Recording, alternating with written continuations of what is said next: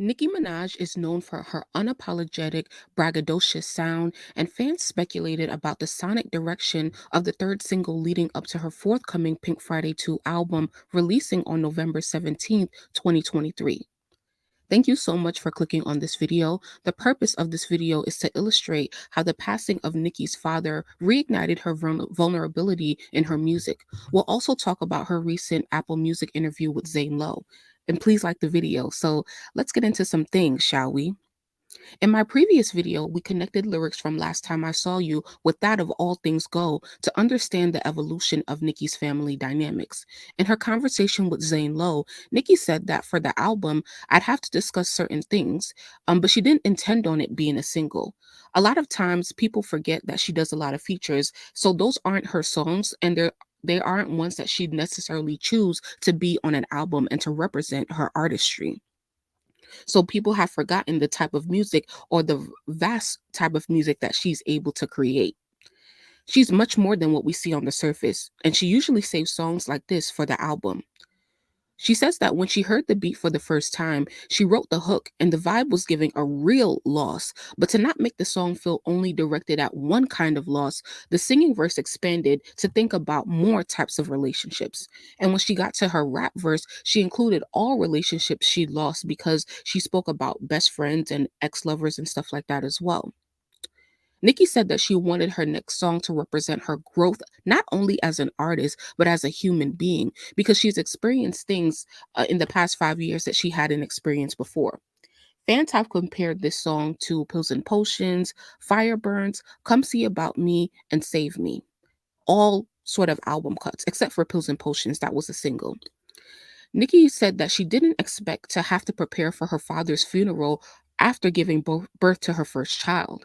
And she's trying to understand why, when giving birth, you lose someone. And it seems like she found comfort in Zayn's response when he said that it's just the order of things. As you lose the people who guided you through life, you become that guide for others. It's the circle of life.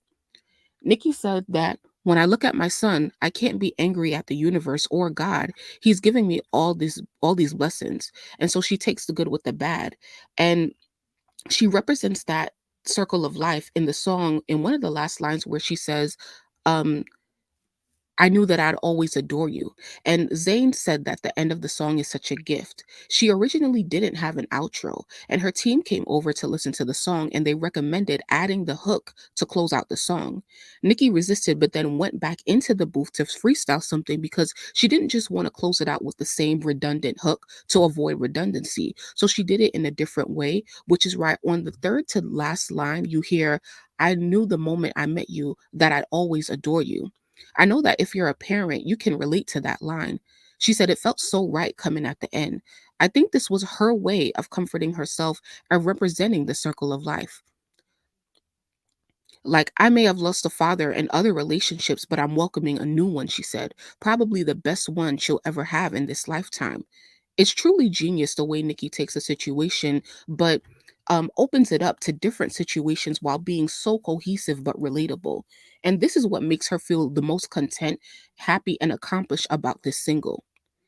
If you're not a Nicki fan, you think she's probably only making about boobs, butt, and sex. This is the most vulnerable she's ever been in a very long time. This song has such a huge potential to be overlooked, especially if it was an album cut and not released as a single. The relatability factor in this song is what makes her feel the most proud. And if you're still here with me, because I'm enjoying this convo, so I hope you are too. So please consider subscribing for more convos like this. And most importantly, please like this video so more people can experience this positivity.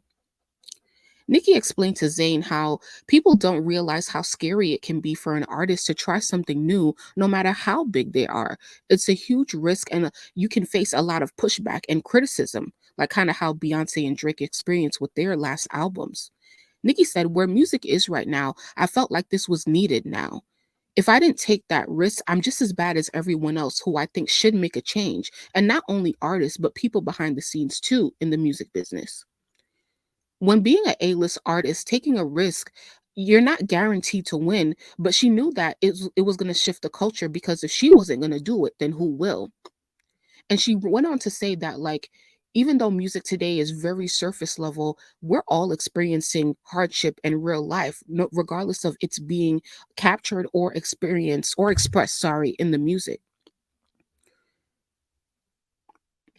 This song is a reminder to treat people you love with the utmost respect, check on your strong friends, as they say, and treat others the way they deserve to be treated. Instead of feeling regret when they're gone or the relationship is over, tell them now. Nicki went on to say that being a mom gives you patience with people because everyone is owed grace because you want grace bestowed upon you. The lyrics that stood out to me the most in this song was where she said, "Maybe I pushed you away because I thought that I'd bore you. Even though we, the public, don't know Onika, but we know Nicki Minaj, I think she's still an interesting person, an interesting human. So there's no way she could bore me. Even though she has everything anyone could ever want out of life, it doesn't mean that that's how she always feels or felt on the inside." And honestly, when you're uber successful like that, it's hard because you have less and less people you can relate to because of your status.